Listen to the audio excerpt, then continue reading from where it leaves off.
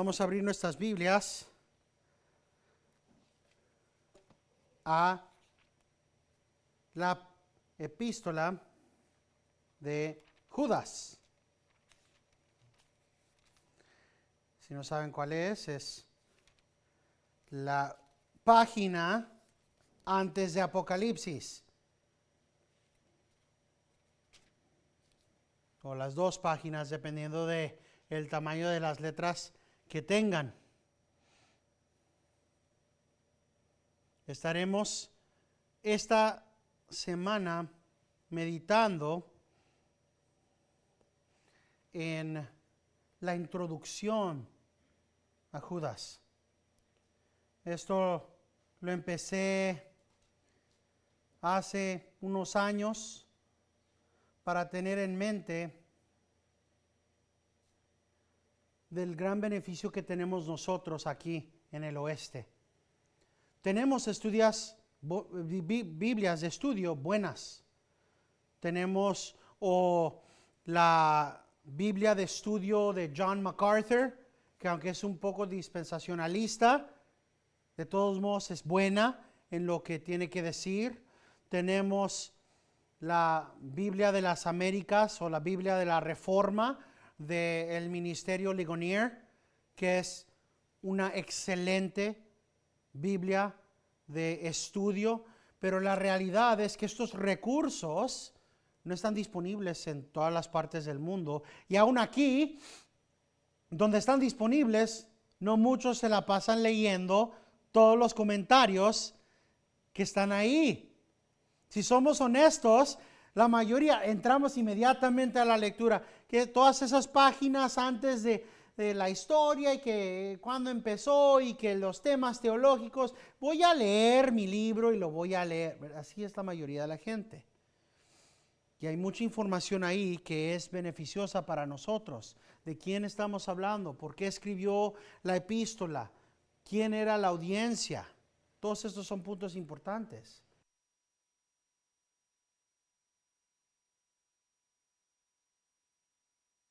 Y no nada más importantes, sino beneficiosos para nosotros. Así que hace tiempo empecé a dar una introducción para que tengamos el tiempo de meditar en estas cosas.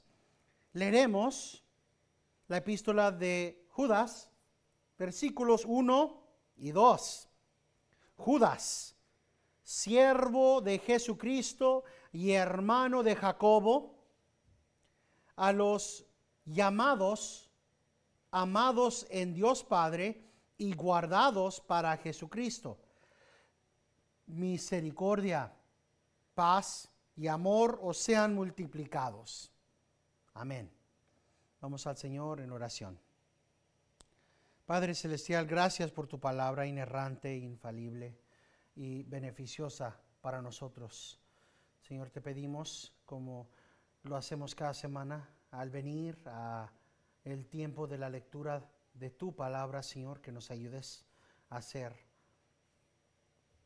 aptas ovejas, Señor, que nos des ojos que ven verdadera y claramente tu palabra y oídos que puedan oír tu palabra en verdad, y corazones, Señor, y mentes que a través de tu Espíritu Santo puedan retener, grabar permanentemente tu palabra. Últimamente, Señor, te pedimos que tu Espíritu Santo ponga un fuego dentro de nosotros para que no seamos quietos, que seamos hacedores y no simplemente oidores de tu palabra, Señor, que demos fruto. Te pedimos esto en el nombre de Cristo, nuestro Redentor. Amén. Tomamos muchas veces ligeramente lo que tenemos. Tenemos 2000 años de historia cristiana y se nos olvida que estamos sobre los hombros de gigantes, que nosotros no fuimos los que tuvieron que pelear por cuál es la palabra verdadera de Dios. No estamos en medio de una gran batalla para ver si el libro de Enoc es verdadera palabra de Dios. si el evangelio de Pedro es o no es verdaderamente el evangelio de Pedro. No está aquí, no lo es. Y para eso, para la mayoría de la gente, eso es suficiente.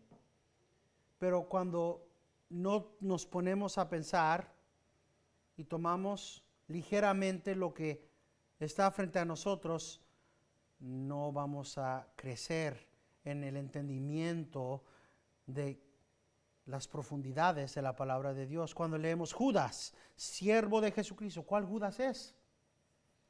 ¿Cuál Judas? ¿Quién es el autor? Aquí simplemente dice siervo de Jesucristo y hermano de Jacobo. ¿Quién es Jacobo? ¿Y por qué son tan importantes estas personas que tienen la autoridad de escribir algo que consideramos inerrante y infalible palabra de Dios? Como lo hicimos cuando estábamos en la epístola de Jacobo, una vez más regresamos a esta meditación, a ver cómo es que encontramos dentro de la palabra quién es esta persona, cómo se identifican.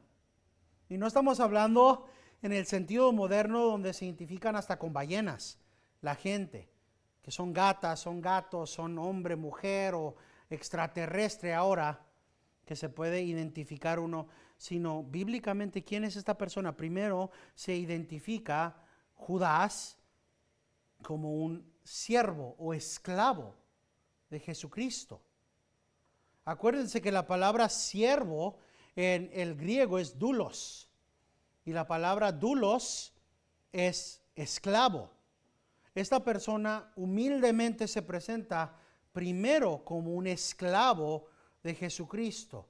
Y eso en sí es importante, porque sigue en pos este Judas con Pablo, que se identifica en Romanos capítulo 1, versículo 1 como un esclavo de Jesucristo. Igual en Filipenses capítulo 1, versículo 1, se identifica el hermano Pablo como un esclavo de Cristo.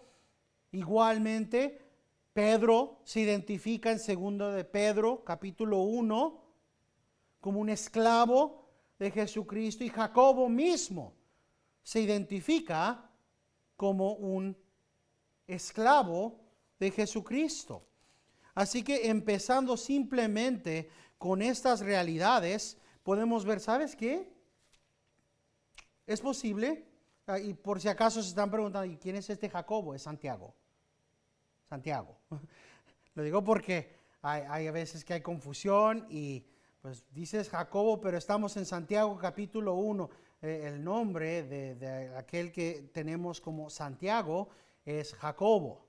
Ese era su nombre. Así que cuando dice Santiago o Jacobo, siervo de Dios y del Señor Jesucristo, en Santiago capítulo 1, versículo 1, vemos una razón que autentifica a esta persona. Primero que nada, se está identificando como los otros autores de la palabra de Dios. Igual como se identificó Pedro, igual como se identificó Pablo, igual como se identificó Santiago o Jacobo, se identifica Judas. Yo también soy un esclavo de Jesucristo.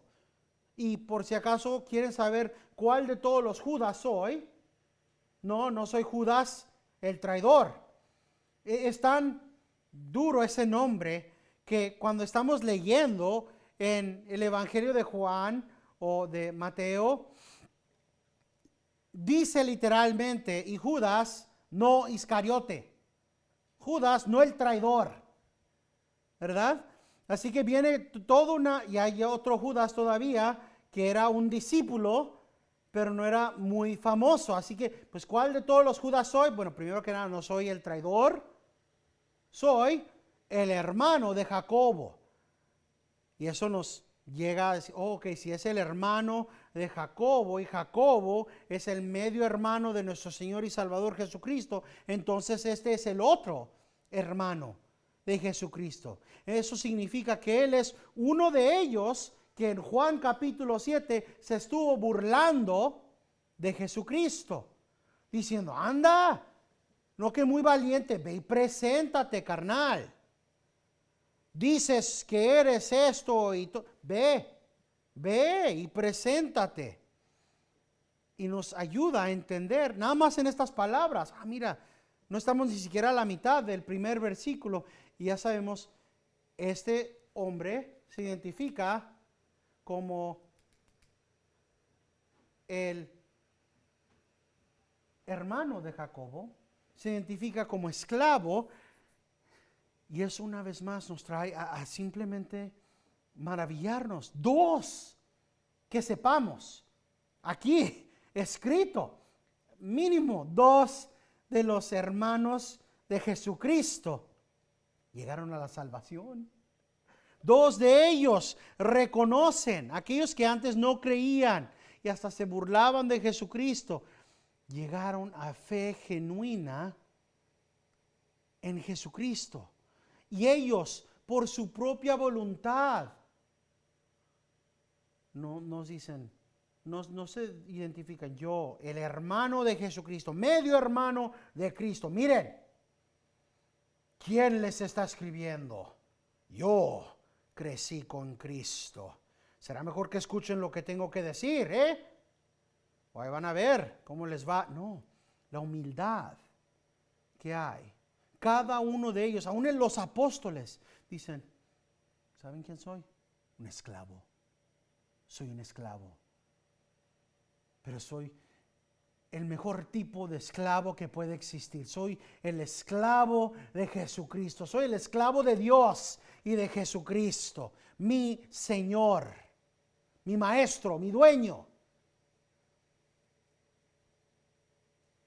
Nada más tenemos que pensar en cómo nos llevamos nosotros con familiares, primas, primos, hermanas, hermanos, y pensar, ¿llegaríamos a decir somos esclavos de tal? Probablemente no, ¿verdad? Pero nuestros hermanos, hermanas, primas, primos no son Jesucristo. Y esto hace toda la diferencia. Hay humildad para identificarse como esclavos del que antes burlaban. Y cada vez que vemos esto es una increíble reflexión de la hermosura del arrepentimiento y la redención. Jacobo y Judas, ambos se arrepintieron. Se arrepintieron genuinamente y fueron salvos, y ambos alcanzaron a escribir algo que era para beneficio de la iglesia. Si se acuerdan, cuando estábamos en Jacobo, en Santiago, hablamos del mito, ¿verdad? Y cómo es que hay dentro de los mitos o de la historia que no está preservada, ¿verdad? Y porque es nada más historia que no está verificada en las escrituras, no podemos decir con 100% certeza esto es, ¿verdad? O sea, como eso de la esposa de Pedro. No sabemos demasiado de ella, no está escrito la vida o la muerte de ella, ¿verdad? Pero la historia cristiana nos dice que Pedro le dijo a su esposa, acuérdate del Señor, cuando murió, ¿verdad? Igual, la santidad de Santiago, de Jacobo, era de tal nivel que se decía que las rodillas de Santiago eran como aquellas del camello, todas boludas, de todo el tiempo que se la pasó en oración. Ahora, ¿es cierto? ¿No lo es? No lo sabemos completamente, pero siempre hay una migaja de la verdad ahí. Y esa santidad se puede ver del mismo hombre que dice, consideren todas las tribulaciones, consideren todos sus problemas, consideren todo lo que parezca ser malo que viene y está sobre ustedes como bueno, como razón de dar gozo, de alabar a Dios, porque es prueba de Dios para tu bien. Y aquí está otro hermano escribiendo. Y eso nos dice, ok, ya sabemos quién es el autor, a quién le está escribiendo. Pedro estaba escribiéndole a los cristianos en ciertas áreas, a los de la diáspora, de la dispersión. Bueno, pues nosotros sabemos que aquí dice a los llamados. Esta no es una epístola para los mundanos o no, a los llamados. aquellos que son amados en Dios Padre y guardados para Jesucristo. No hace lo mismo Judas como Pedro. No dice en esta área, no dice como Pablo a los filipenses, a los de la iglesia de Corintio. Él dice a los cristianos, a aquellos que son llamados. Fuiste llamado, fuiste redimido, es amado en Dios Padre, estás guardado por el Padre para Jesucristo. Esta epístola es para ti. Era creído que siendo tan corta la epístola, esta era casi como una enciclical, que fue escrito para que fuera pasado a todas las iglesias. Y honestamente, tenemos razón bíblica para creerlo. Cuando Pablo escribe a los de Corintio y dice, lean y asegúrense que se lea esta carta en todas las iglesias. Y mándensela a los de la iglesia de Efesio. Y asegúrense que cuando venga la carta de ellos a ustedes también lean esa carta. Igual esta epístola fue escrita para ser diseminada entre todos los cristianos. Eso nos lleva a la pregunta, ¿cuándo fue escrita? Porque todas estas cosas son importantes. Cuando estábamos en primera, segunda y tercera de Juan, hablamos de la verdad que estas fueron escritas en los 90 después de Cristo, ¿verdad? Son las últimas cartas escritas del apóstol de amor, el último apóstol que estuvo vivo, Juan. Bueno, entonces, ¿qué consideramos? Pues si lo han leído, y si no, pues si en esta semana van a ver todo un mundo de similaridades entre Judas y segunda de Pedro. Si lo leemos y vemos, amados, por el gran empeño que tenía en escribiros acerca de nuestra común salvación, he sentido la necesidad de escribiros exhortándonos a contender ardientemente por la fe que de una vez para siempre fue entregada a los santos, pues algunos hombres se han infiltrado encubiertamente, los cuales desde mucho antes estaban marcados para esta condenación, impíos que convierten la gracia de nuestro Dios en libertinaje y niegan a nuestro único soberano y Señor Jesucristo. Ya nada más en esos versículos, si no estamos al versículo 5, y pues esto suena mucho como segunda de Pedro. Entonces, ¿cuál fue escrita primero? Sabemos que Pedro escribió su epístola antes de morir y que murió más o menos al 64 al 65 después de Cristo. Hay, como siempre, personas que caen en diferentes campos. Hay aquellos que piensan que Judas fue escrita primero y que Pedro escribió tomando cosas de Judas, y otros, y en este campo estoy yo, que piensan que Pedro escribió primero y que Judas escribió después. Así que eso tiene un impacto. ¿Cuál epístola fue escrita primero? Yo estoy en el segundo campo. Yo creo que la epístola de la segunda de Pedro fue escrita primero y que Judas escribió después, y que él está hablando de aquellos falsos maestros que iban a venir diciendo, aquí están, ya llegaron. Esto pone esta epístola más o menos, y es un amplio tiempo, ¿verdad? Pero más o menos desde la fecha más temprana sería el 67 después de Cristo hasta tal vez el 80 después de Cristo.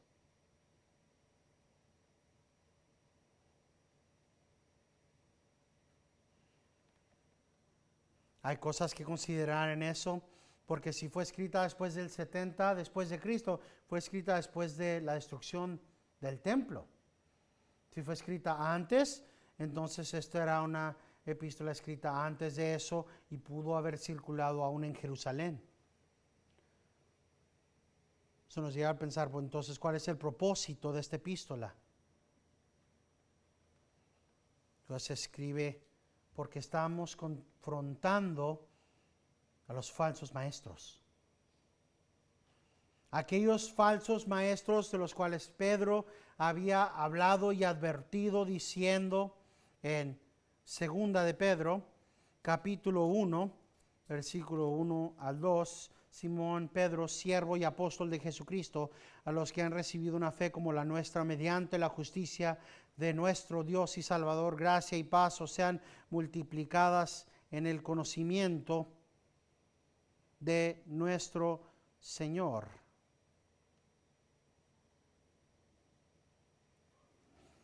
Y luego continúa Pedro, después de identificarte así, en el segundo capítulo, versículos 1 y 2, diciendo, pero se levantaron falsos profetas entre el pueblo, así como habrá también falsos maestros entre vosotros, los cuales encubiertamente introducirán herejías destructoras, negando incluso al Señor que los compró, trayendo sobre sí una destrucción repentina. Muchos seguirán, noten el término a futuro, seguirán su sensualidad y por causa de ellos el camino de la verdad será blasfemado. Y Judas está escribiendo de estos mismos falsos maestros. Habían crecido más desde el tiempo cuando escribió, y quiero que entiendan, porque estamos hablando hace rato, ¿verdad? Que fue escrito, lo más temprano puede ser el 67 después de Cristo, ¿verdad? Y lo más lejos es el 80. Ahora piensen, si fue escrito en el 67, ¿qué tan grande y rápidamente creció la propensidad y la maldad de estos falsos maestros para que escribiera Judas una epístola equipando a los cristianos? Propagaron tanto, crecieron tanto en 3 años que, ¿saben qué? Hay necesidad de escribir esto. O pasaron 17, casi 20 años y han crecido demasiado en este tiempo y hay razón para escribir esta epístola. La verdad es que vemos que sean unos años o casi 2 décadas, hubo gran necesidad de escribir y equipar a los cristianos sobre estos falsos maestros que están bastardizando la libertad que tenemos a través de la gracia en Jesucristo. Y esto no es nada fuera de lo común. Pablo escribió de esto en Romanos 8 y 9. Acuérdense, ¿pecaremos más? No. Dicen, dirán algunos de ustedes, si tenemos gracia continua, entonces hay que continuar pecando para que la gracia de Dios crezca, continúe aún más y más. Habían personas, aún en el tiempo de Pablo, que es unos 10 años antes de esto, ¿verdad? Cuando él está escribiendo de estas cosas. Y nada más continuó creciendo esta idea y ya se cementó a toda una doctrina. Mira, puedes hacer lo que se te dé la gana. No hay ninguna razón de preocuparte. Tenemos gracia. Pues que te fuiste y te acostaste con la profetisa esta, o que te fuiste y te acostaste con la prostituta de Atena, que es adoración pagana. Hay gracia. Dios te perdona. Eso es lo que está escribiendo, una perversión, dando licencia a inmoralidades. Por ejemplo, vemos en el versículo 4, pues algunos hombres se han infiltrado encubiertamente, los cuales desde mucho antes estaban marcados para esta condenación, impíos que convierten la gracia de nuestro Dios en libertinaje y niegan a nuestro único soberano y Señor Jesucristo. Convierten la gracia de Dios en libertinaje. Dicen, mira, tienes gracia, peca. Hay abundante gracia para ti. Y aún después, Judas continuará leyendo del versículo 17 al 19, diciendo, pero vosotros, amados, acordaos de las palabras que antes fueron dichas, ¿por quién? Por los apóstoles de nuestro Señor Jesucristo. Así que una vez más tenemos una verificación más, porque siempre la pregunta es, y pastor, ¿por qué piensa lo que piensa? ¿Por qué piensa usted que Judas fue escrito después de Segunda de Pedro? Pues aquí mismo dice, vosotros, amados hermanos, acuérdense de las palabras de los apóstoles. Acuérdense de las palabras que fueron dichas por los apóstoles de nuestro Señor Jesucristo, quienes os decían, en los últimos tiempos habrá burladores que irán tras sus propias pasiones. Estos son. ¿Sí ven el cambio? Pasado, pasado, presente. Vean las escrituras que proclaman lo que va a pasar y ahora estos son los que causan divisiones, individuos mundanos que no tienen el Espíritu.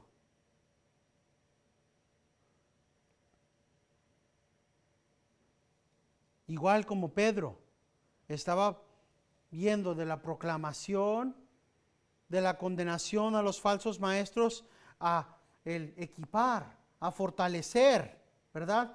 ¿Y qué era lo que decía Pedro? Vayan a la palabra, a la más segura palabra. Ahí tienen todo lo que necesitan. Judas está diciendo lo mismo. Nada más que él dice, oiga, vayan a lo que escribieron los apóstoles, ya lo tienen. Ya tienen la carta de Pedro, léanla. Vean lo que tiene que decir. Esta es una razón más para estar confiados en la verdad que la primera y segunda de Pedro fueron escritas antes que la epístola de Judas. Ahora que hemos cubierto básicamente la introducción, continuemos en el estudio del versículo 1 y 2. Judas, siervo de Jesucristo y hermano de Jacobo, a los llamados, amados en Dios Padre y guardados para Jesucristo. Como ya hemos hablado, primero se identifica como un esclavo de Jesucristo, el hermano de Jacobo, y vimos y hemos analizado los otros hombres de Dios que se identifican en manera similar. Hemos notado cómo es que Judas y Jacobo o Santiago ambos se refieren a sí mismos como esclavos primeramente, y cómo es que eso es algo identificador del cristiano. El hermano Aarón tiene una camisa que le di hace 2 navidades que dice Doulos Jesus Christus en el griego, y está escrito en griego. No lo dice en inglés o en español, está escrito en griego, y se me encanta caminar con esta camisa porque siempre me pregunta la gente, oye, ¿qué dice su camisa? Y es una buena oportunidad para decir, esclavo de Jesucristo, Doulos Jesus Christus, ¿verdad? Y dice, he recibido todo tipo de respuestas, desde, qué padre, qué buena camisa, hasta, mejor me alejo. ¿Quiénes somos? Somos los esclavos de Jesucristo, aquellos que fueron llamados y comprados por la sangre de Cristo. No podemos perder esa identificación. Cada vez que crezca el individualismo en nuestras vidas, tenemos que acordarnos que no tenemos libertad para pecar. Somos esclavos de Cristo. ¿Sí ven esa conexión? Somos esclavos de nuestro dueño Jesucristo. Eso significa que lo único que tenemos libertad para hacer es lo que nuestro dueño nos manda hacer, ¿verdad? Y esa libertad no es una libertad libertina que nos permite pecar.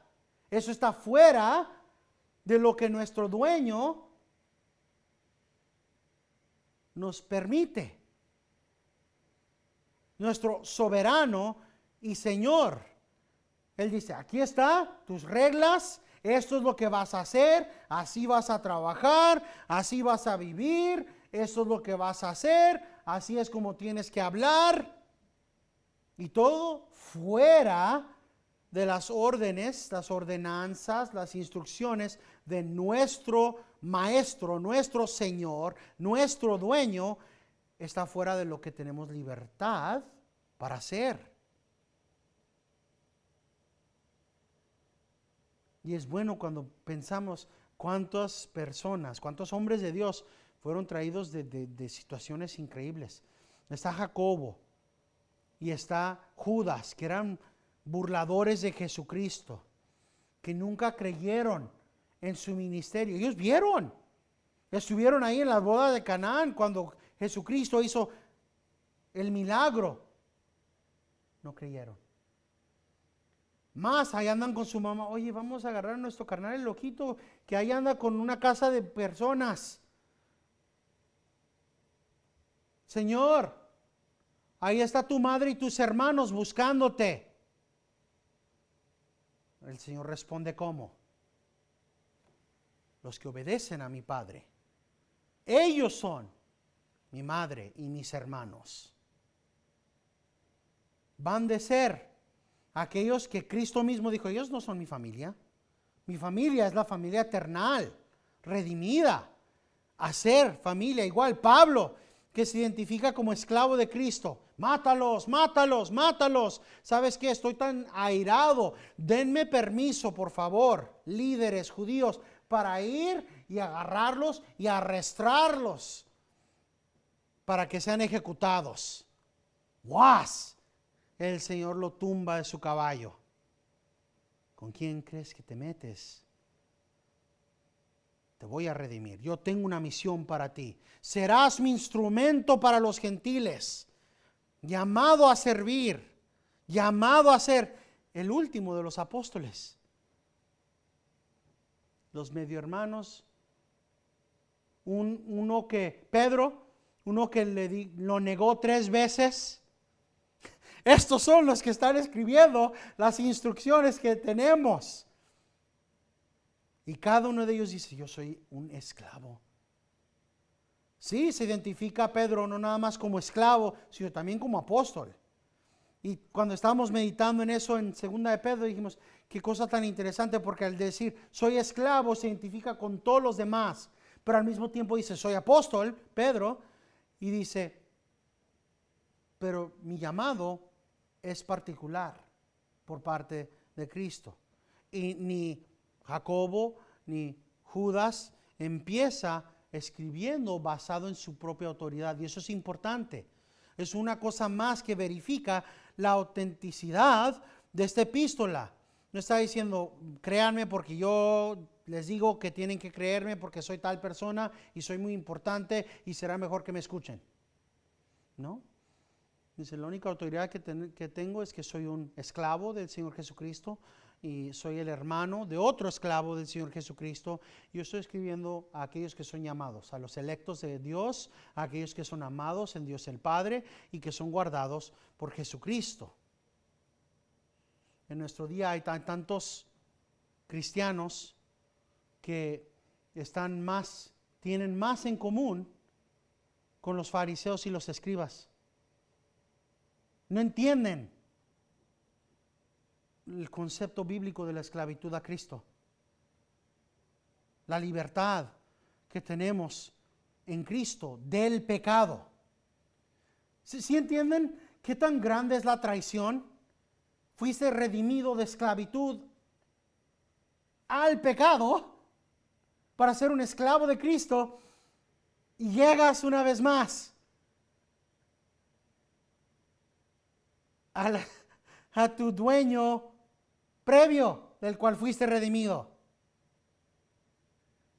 Es como una persona que fue esclavo de un dueño más abusivo y terrible y feo, que es redimido, llevado y ropado y bañado por un buen maestro, por un buen dueño que decide regresar al abusivo, al maltratador. Es la imagen que la Biblia nos da. Pero muchos cristianos, no me llames esclavo. ¿Cuál esclavo? Ni que nada. Más tienen en común con aquellos en Juan, si quieren ir ahí, Juan capítulo 8. Que cuando Jesucristo les presenta, yo estoy aquí y les estoy para presentar libertad. Juan 8, 31 al 33. Entonces Jesús decía a los judíos que habían creído en Él superficialmente, ¿verdad? Dice que creído en Él. Juan 8, 31 al 33. Entonces Jesús decía a los judíos que habían creído en Él, si vosotros permanecéis, ¿dónde? En mi palabra, verdaderamente son mis discípulos. ¿Permaneces en la palabra de Dios? Eres discípulo verdadero de Cristo. Y si eres discípulo verdadero de Cristo, conocerás la verdad y la verdad os hará libres. ¿Y cuál era la respuesta? Ellos entonces le contestaron, somos descendientes de Abraham y nunca hemos sido esclavos de nadie. ¿Cómo dices tú seréis libres? Díganle a los americanos, ciudadanos nacidos como yo, tienes libertad en Jesucristo. Y miren cómo responden igual que ellos. Yo soy ciudadano americano. El país de los libres, hogar de los buenos. Van a responder igual.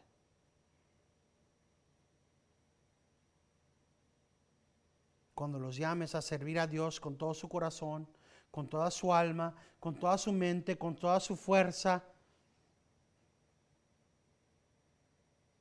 como si hubiera una opción. Vas a ser esclavo de algo. Esa es la realidad. O vas a ser esclavo de tus pecados, como dice la palabra de Dios, o vas a ser esclavo de Cristo. Cristo mismo dijo, no puedes servir a dos maestros, no puedes servir a dos señores. La realidad bíblica es que o estás en esclavitud al pecado o estás como esclavo del Rey de Reyes, aquel Rey que es proclamado en Isaías 9 como Santo, Santo, Santo.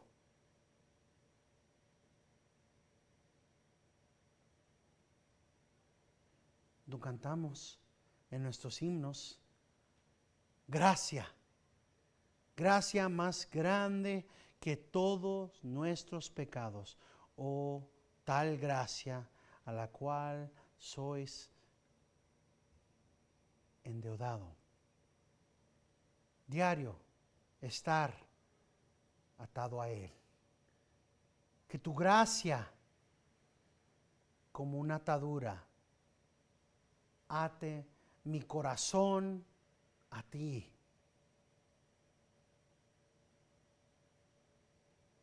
Esa es la palabra. Es lo que tenemos. Es lo que tenemos gran necesidad. Señor, átame, ata mi corazón, ata mi mente a ti. Porque tienen aptitud para tratar de alejarse. ¿O no somos así? Claro que sí. Claro que sí. Somos como las ovejas que de repente se van hasta otro lugar.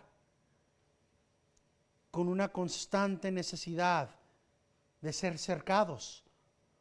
Con necesidad de alguien que nos cuide siempre. Porque no sabemos siempre lo que es bueno. ¿Qué es lo que pedimos en el Padre Nuestro? Pedimos que nos dé de comer, que nos supla. Pedimos que nos proteja del mal. Líbranos del malo, ¿verdad? ¿Cómo nos puede librar? Manteniéndonos cercados, manteniéndonos limitados, cercándonos con su palabra. Hasta aquí puedes y no más. Aquí está tu barandal. Yo te he dicho cómo puedes actuar, hasta dónde puedes ir en tus interacciones familiares si estás hablando con un cristiano. Hasta aquí puedes ir en tus interacciones con un familiar si se dice ser cristiano y no lo es. Ahora, si dice ser cristiano y no lo es, ¿en cuál categoría está? ¿Es un falso maestro? Ni comas con tal persona. ¿Es un apóstata? Ni comas con tal persona. ¿Es simplemente ignorante y novato?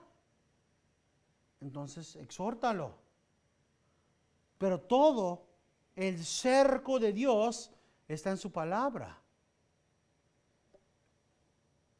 No hay espacio en el reino de Dios para la exaltación de uno, para arrogancia o el decir yo vivo mi vida, yo soy el rey de mi propia vida, yo vivo como yo quiera. La humildad que viene con el reconocer que somos esclavos es esencial a la vida cristiana.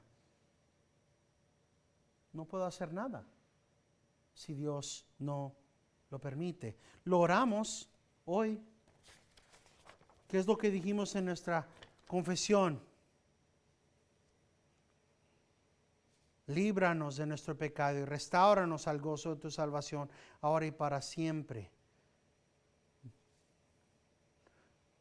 Pero antes de eso, ¿qué dijimos? Apartados de ti, no somos nada. Solo tu gracia puede sostenernos. Y eso simplemente es un eco de las palabras de Cristo en Juan 15. Yo soy la vid verdadera. Todo pámpano que habite en mí dará fruto. Pero apartado de mí no puedes hacer nada. Este es el contexto de la totalidad de las Escrituras.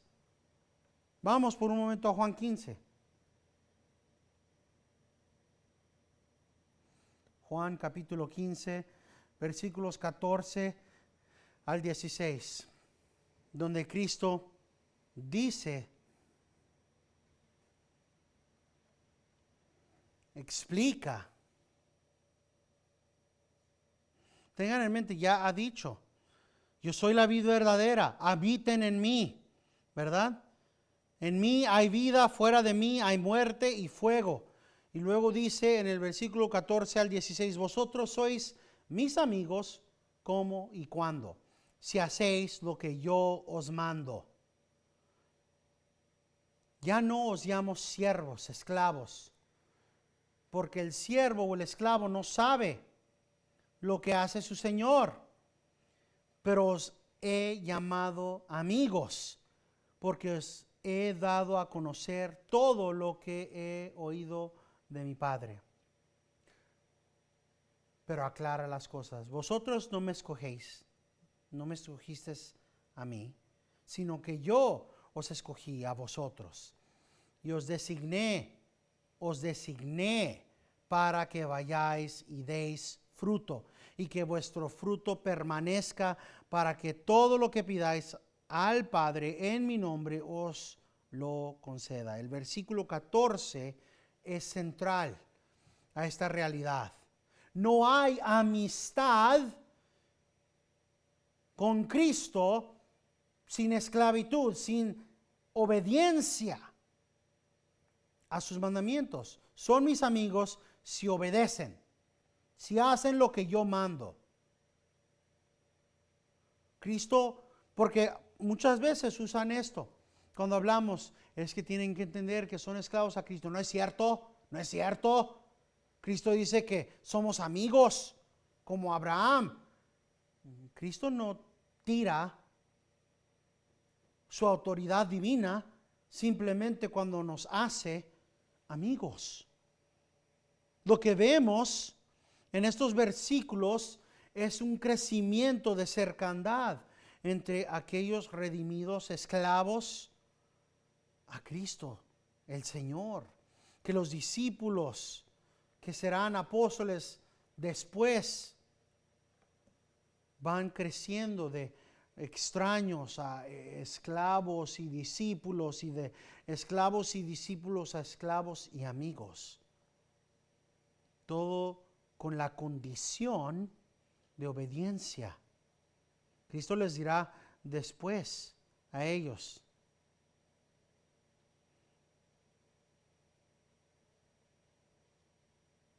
les dice, son mis amigos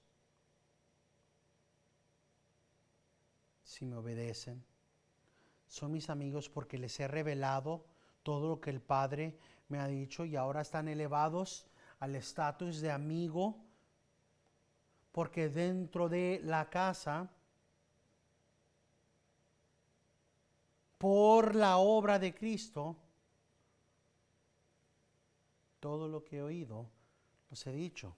Este es el orden que no puede ser disuelta, que está en las Escrituras. Cristo fue a la cruz, Él murió, y solamente hay amistad con Él si hay obediencia.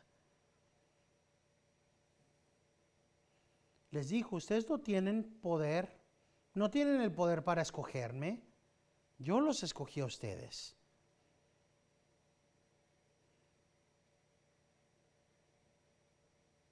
Él escoge, y Él escoge por un propósito, que demos fruto. Vemos cómo es que el habitar y el dar fruto es para beneficio de cada uno de nosotros. Los apóstoles que escucharon estas palabras lo cumplieron. Recuerden, vosotros no me escogiste a mí, sino que yo os escogí a vosotros y os designé para que vayáis y deis fruto, y que vuestro fruto permanezca. Es exactamente lo que pasó. Pedro, Juan, lo que ellos escucharon, lo que ellos escribieron, el fruto que dieron, Pablo, permanece hasta ahora.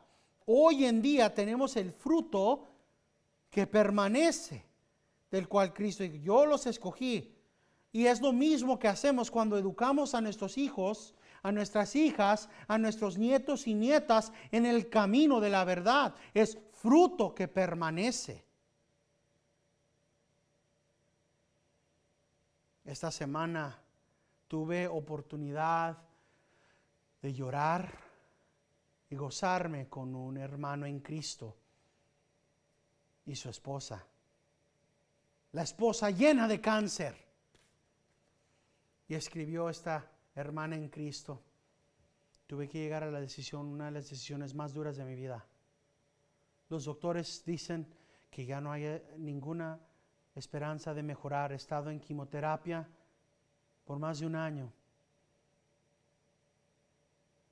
La decisión que hice es el cesar la quimioterapia y el pasar el resto de la vida que me va a dar mi Señor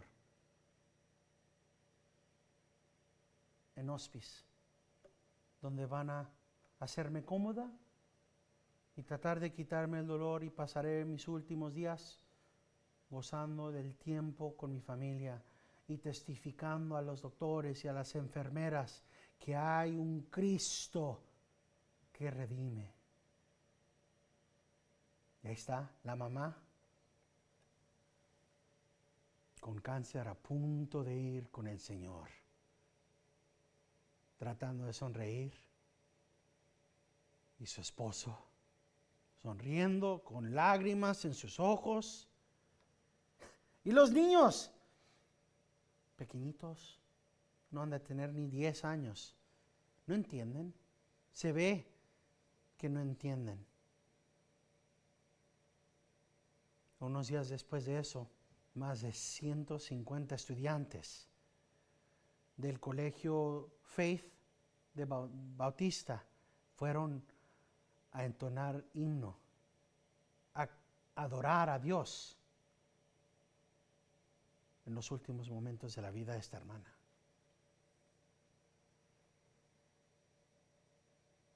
Ese es fruto que permanece, que hasta los últimos momentos no dejamos de adorar a Cristo.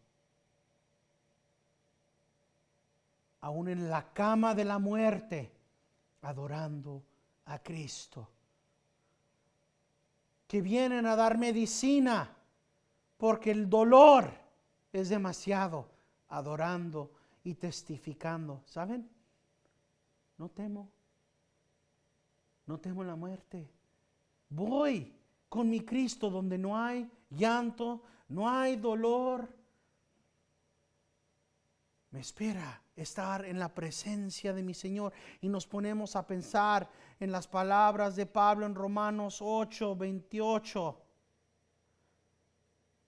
En la luz de esta realidad, donde la palabra de Dios dice, y de la misma manera también el Espíritu. Y sabemos que para los que aman a Dios, todas las cosas cooperan para bien. Esto es para los que son llamados conforme a su propósito. Porque a los que de antemano conoció, también predestinó a ser hechos conforme a la imagen de su Hijo, para que Él sea el primogénito entre muchos hermanos. Todos los llamados tienen esa promesa. Enfermo con cáncer en la cama, tenemos esta promesa. Sabemos que para los que aman a Dios, todas las cosas cooperan para bien. Pero hermano, ¿cómo? Esta hermana muriendo de cáncer, ¿cómo es para bien? Hay fruto ahí. El testimonio, esos niños podrán crecer diciendo, mi mamá hasta el último momento de su vida glorificó a Dios. No hay duda alguna en mi corazón ni en mi mente de que mi mamá está con Cristo. Esa promesa solo existe para aquellos que son amados en el Padre, como dice Judas. Llamados, amados en Dios Padre y guardados para Jesucristo.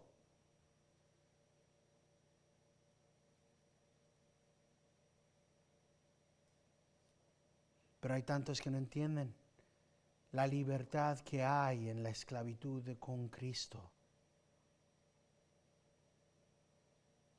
Hay tanta necesidad porque hay tanta ignorancia, y es por eso que en el versículo 2 dice Judas que lo que necesitamos es una multiplicación de misericordia, de paz y de amor. Y el que empiece con misericordia es sumamente importante, porque solamente cuando estamos confrontando a falsos maestros, a falsas doctrinas, hay necesidad de una multiplicación de misericordia. Cuando Pablo escribió en 1 de Timoteo, en 2 de Timoteo, o cuando Juan escribió en Juan capítulo 3, y vemos misericordia sea multiplicada, es porque es necesario. Empezamos con una multiplicación de estas realidades en la vida de cada uno de los llamados en Cristo, porque la situación es difícil. Hay demasiados falsos. Lo que necesita es una multiplicación de misericordia, una multiplicación de la paz que solamente Dios puede dar, una multiplicación del amor de Dios que solamente puede ver visto, puede ser realmente reconocido en Jesucristo, que murió por nosotros. Y estas tres cosas nos llevan a actuar conforme a la realidad de la palabra de Dios. Hablaremos más, empezando después en el versículo, continuando en el versículo 2 y continuando, el cargo de contender por la fe. Y empezamos con tal dificultad y hablando de estas cosas serias, porque el contender por la fe contra la abuela, contra el hermano, contra el hijo, contra el primo que amamos, No es fácil. Y necesitamos todo una multiplicación de misericordia, una multiplicación de paz, una multiplicación de amor a Cristo, para Cristo. Porque sin eso, el actuar conforme a la fe es imposible. Pero tenemos a un Cristo que nos suple con todo lo que necesitamos. Continuaremos la próxima semana, pero terminamos con las palabras de Pablo. Romanos 15, versículo 13. Y el Dios de la esperanza os llene de todo gozo y paz en el creer, para que abundéis en esperanza por el poder del Espíritu Santo. Y todos los hijos de Dios dicen, amén.